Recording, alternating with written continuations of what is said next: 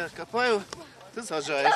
С друзьями, семьями и трудовыми коллективами все сегодня на посадке леса. Сараф Керимов вместе с дочерью тоже решил внести свою лепту в озеленение республики. Рядом с ним два флага – Татарстана и Азербайджана. Все делаем для того, чтобы Татарстан процветал. Если чуть-чуть есть наша, в этом заслуга, мы просто восхищаемся и удовольствие получаем. Здесь примерно по 100 штук ходит, больше не войдет. Сколько смогут. Тысячи саженцев привезли только в Пестричинский район. В селе Старое Шигалеево сегодня освоили самую большую территорию для посадки леса – 15 гектаров.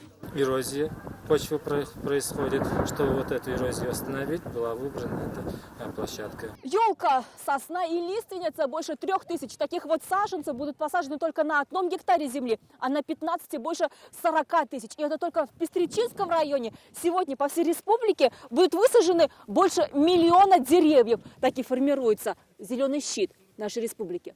Это уже Вахитовский сквер Казани. Здесь саженцы хвойных чуть постарше. 250 сотрудников из аппарата президента, Госсовета и Кабмина.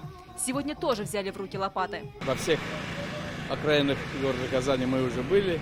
И вот даже сейчас приятно проезжать и видеть, как растет то, что мы посадили.